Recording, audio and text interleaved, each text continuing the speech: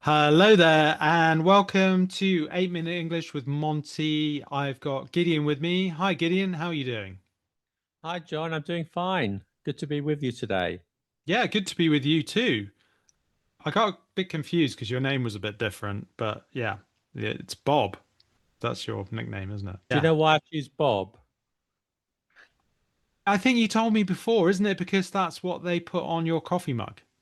Yeah, whenever I go into a place where they ask for your name, usually coffee or whatever it is, and they just can't cope with Gideon. Wherever I am in the world, Gideon seems to be a problem, even in my own country. So I think Bob can't be misunderstood, or even that has been sometimes. But yeah, Bob. Yeah, Let's go. great. Bob. Well, You I want to call me think Bob? That's fine. yeah, I might call you Bob from now on because it's a great Okay. name. So, and serve you coffee. So, yeah. John and Bob. John and Bob on the You podcast. never have problems with people mispronouncing your name, I guess, No, and often they spell it wrong, but that's probably more because I spell it in the not so typical way. So without the H. without the H, yes, exactly. Still as common as muck, even without the H. That's true, but it makes me feel united with the other Johns in the world. So what we're actually doing is we're going to do a bit of a mini series on helping people in terms of their business English in different scenarios. So today we're going to talk about leading a meeting. And I know obviously you have a bit of a business background. Was that something you did when you were younger? Well, yeah, I have been in too many meetings in my life. Hmm. I've been a participant. I've taken the minutes of meetings. I've led meetings from time to time. Yeah, in my previous careers, working in companies, working in IT, working in a language school. Yeah, I've had more. I've attended more meetings than you've had hot dinners. Wow, that's plenty of meetings then. So you're the ideal candidate for a podcast like this. So you Uh, can give some real insights. I don't know if insight is the word. I can talk about things that people talk about in meetings, but yeah. Okay, okay.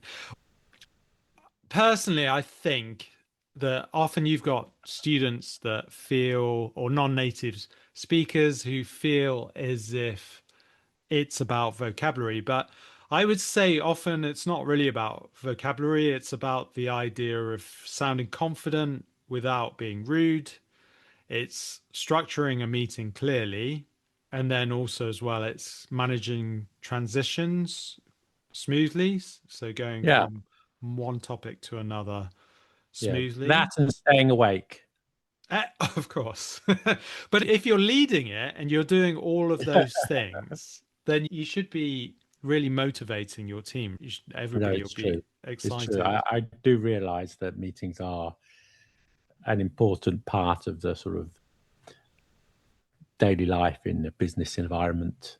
Mm, So definitely, so lots of expressions. Of course, there are things unrelated to English like good eye contact and good voice and using the right tone. But there's lots of vocabulary if you're a learner of English, lots of vocabulary involved, which I guess we're going to go over today. yeah, I suppose it's kind of you thinking about.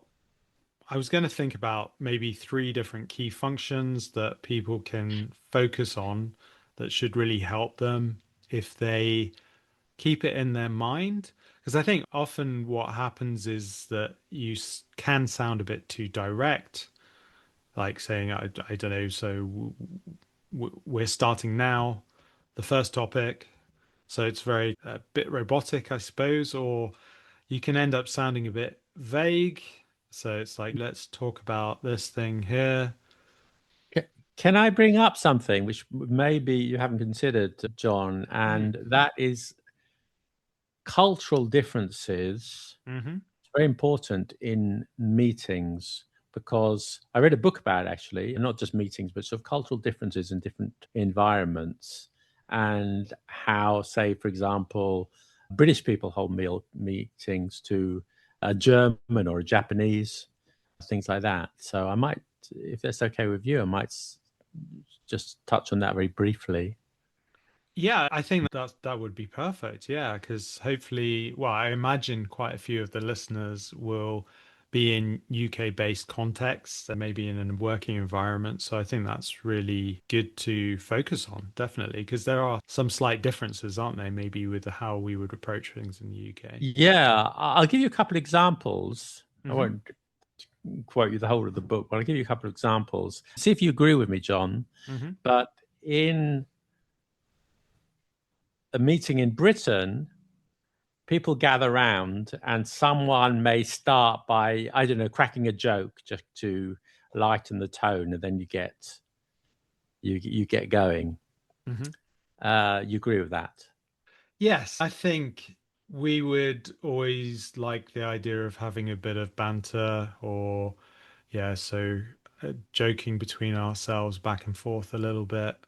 That's Yeah. always useful, isn't Before it? you get down to business, people come in, then you start. But in other society, in other cultures, different. I've heard, you could maybe your listeners can vouch for this, but I've heard like in Germany, you're serious, and then after the meeting, you crack jokes. Ah, really? Okay. So like you get down to business, and then you crack then you crack the joke at the end. Maybe your listeners can confirm. But and in some Asian countries, in Japan, people may, like during the meeting, may close their eyes, Mm. not because they're bored, but just so to show that they're concentrating Oh, a lot, really? which Wow. in Britain would be considered rude, very rude. Well, it would seem that we were sleeping, wouldn't it? Yeah, you think they're sleeping, Mm. but rather than concentrating. Mm. Yeah, so I think that it's always good to be aware of that, those sort of cultural things as And I well. think, pa- particularly in business, that's key, isn't it? Really, I suppose anywhere where you're doing business, you have to be aware of these elements, don't you? Yeah. Yeah, because it makes a big difference, doesn't it? How the outcome of your business will be, or your meetings that you're doing. Yes. Hmm. Yeah. I guess a common scenario would be you're leading a obviously a meeting in English, and you're not sure how to start or move between topics or stay in control. Those are the three elements that we're going to look at, really. So it's about how you open the meeting, first of all, and how you structure the agenda that you have, and then you're transitioning between topics. So, how could you open a meeting? I would always open by thanking everybody for coming, actually. Mm. I say thank you and welcome everybody. Thank you for coming. Mm-hmm. Yep. Yep. Uh, and then I'll check that everybody knows each other. Mm-hmm. If somebody's new, you to introduce them, or you ask them to introduce themselves. Mm-hmm. Yep. And then I'd say, well, if you're ready, shall we begin? Or something like that. No? What do you think? Yeah, definitely. I think that's kind of the ideal way of starting things, isn't it, really? Maybe you could add after that, the goal of today's meeting is to talk about the sales forecast. So, yeah, maybe after you've done all those elements, I think definitely thanking people for coming. I think that's great. I think, yeah, introducing people, that's also great. I Yeah. suppose it helps give a bit more of an icebreaker, but it shows your appreciation, doesn't it? And then starting off with the aim, I think is always a nice thing. I absolutely agree with you. So you thank people for coming, and then you say the purpose of the meeting. But you mentioned an icebreaker. I've seen this in meetings, Hmm. not my meetings I give. You start with a topic unrelated to the meeting and just saying an icebreak question. I don't know. Tell us your pet hates or something like that. That used to be quite common in meetings. I don't know if it is anymore. and then Mm. that would sort of lighten the tone, and then you'd start on to the more serious things. But I think that's maybe rare these days. I remember there was a phase where that used to be quite common. Yeah, I quite like that idea though. I do that in my conversation groups on Oh, you do? Fridays. Yeah. Yeah, it's things like if you were an animal, what animal would you be? Or what's your favorite dessert? Or what's your favorite park in London? Things like that. Yeah. I Um, guess if you're in a meeting to resolve the conflict between Iran and the United States, and that you wouldn't say, so if you're an animal, what animal would you be? Probably you get, probably you get straight down to it, but maybe in sort of a team that already knows each other and on less serious topics. But that's yeah, true. But maybe you might catch the other side off guard if you came up with that. Like maybe, it maybe. could be So, Mr. useful. Vance, why do you want to be a penguin? Well, yeah, might really aid to, I don't know, peace negotiations, And perhaps. maybe it will sort of tone down the rhetoric a bit. Indeed. Yeah. Indeed. But yeah, it has to be appropriate, doesn't it? And I suppose from that point, it's like, oh, shall we get started? Let's get started. So something like that. I suppose if you say let's get started, sounds quite confident, doesn't it? It sounds quite neutral. Yeah. Shall we begin? Let's get started. Yeah. And yeah, Yeah, because if we say shall we begin, I suppose it sounds a little bit softer, doesn't it? A bit more hmm, polite, bit more of an invitation. yeah. Okay, so if we move on to the second point, so structuring the agenda, what kind of things could we talk about when we try and structure things? Well, I guess this is going to be in steps, isn't it? Like first we're going to do this, Mm-hmm. then this and that, after that, this. Mm-hmm. Yep. So, and we'll hear from this person, I guess.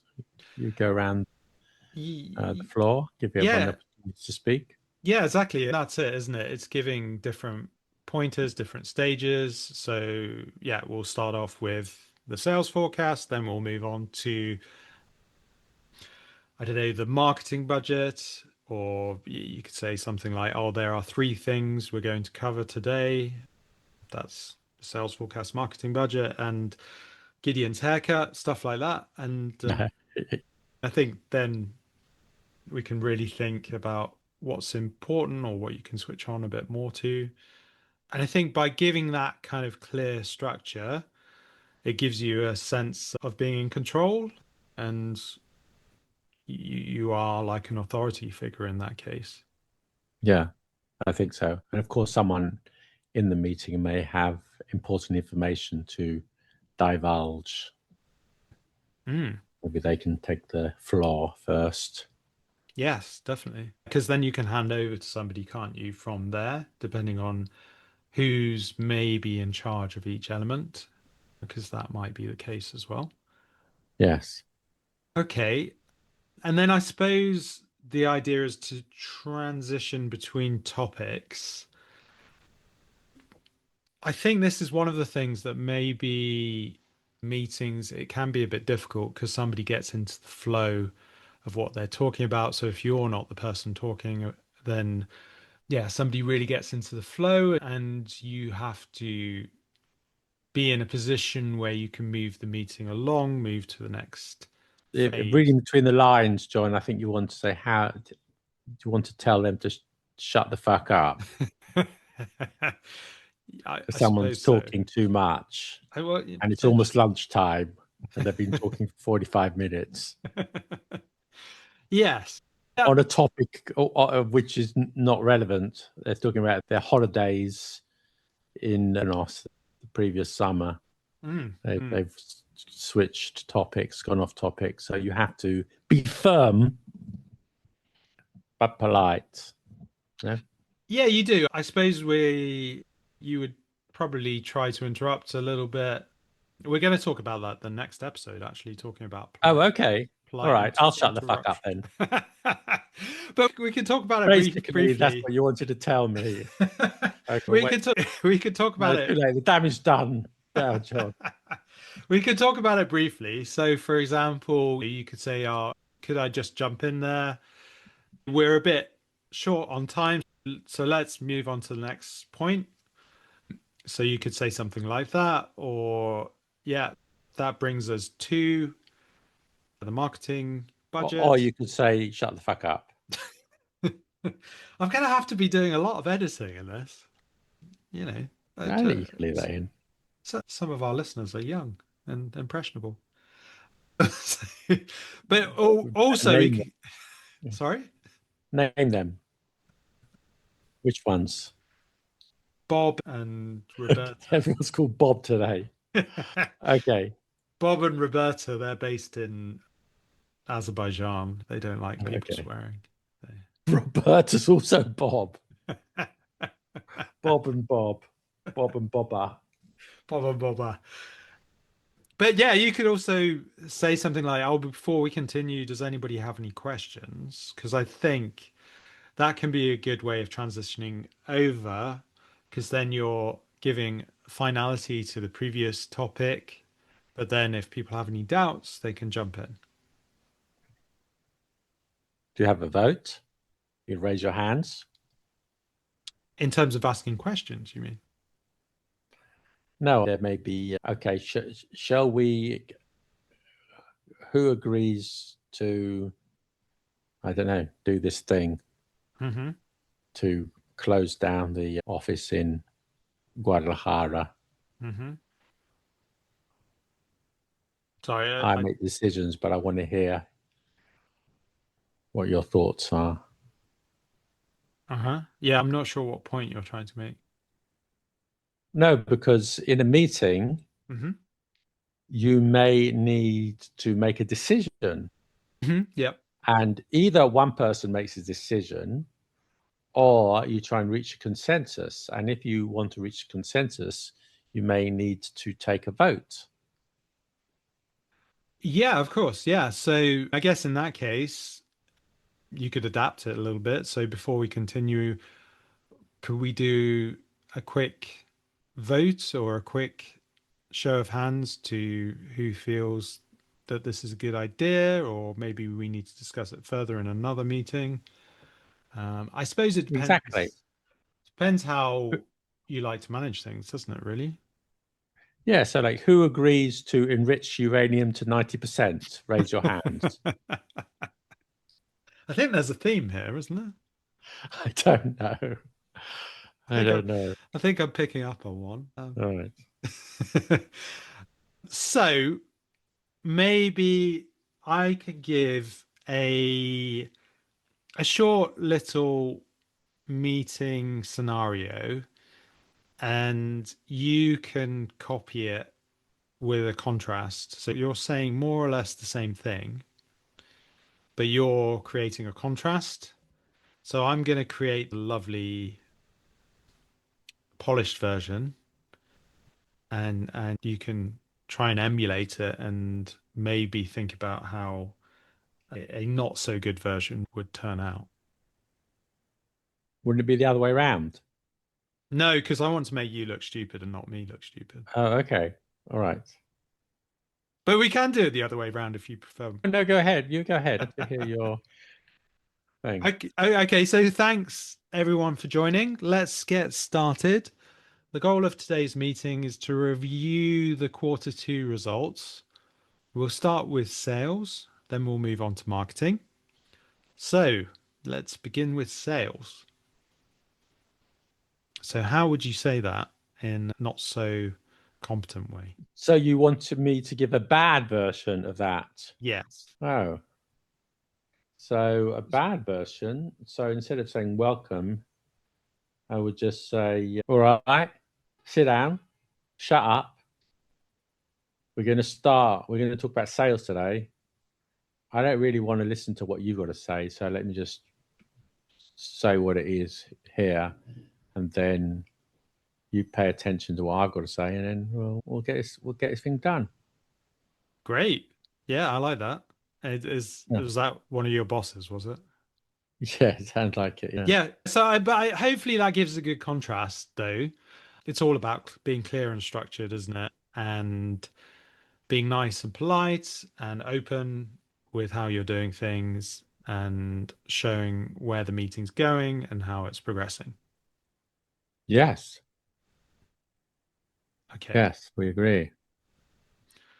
So I think the most common mistakes really is saying things like, I don't know, we talk about, so that kind of expression, and there being no real clear structure, and particularly with the lack of transitions, because I guess if you don't have transitions, then meetings can turn out to be quite chaotic, I think.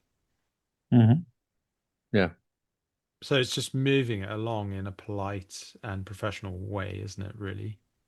Yes. Okay, so I would say as well, as a listener, if you just use one phrase in your next meeting, so obviously think about what we've spoken about here, the three key ideas about opening the meeting, structuring the agenda, and transitioning between each topic.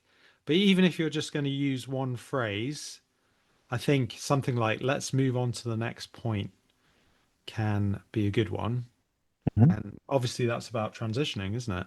And even if you just introduce something small like that into your meeting, I think Yeah. it can be very effective because it's okay, it's only small, but it's quite actionable and easy. Yeah. Okay, is there anything else you want to add? I think that's it for I me. think you've done pretty well. Thank you. I appreciate it. So I'm hoping that the listeners will feel a bit more confident about leading a meeting now. So thanks for joining us. Thank you, Gideon. You're very welcome. And you've been listening to 8 Minute English.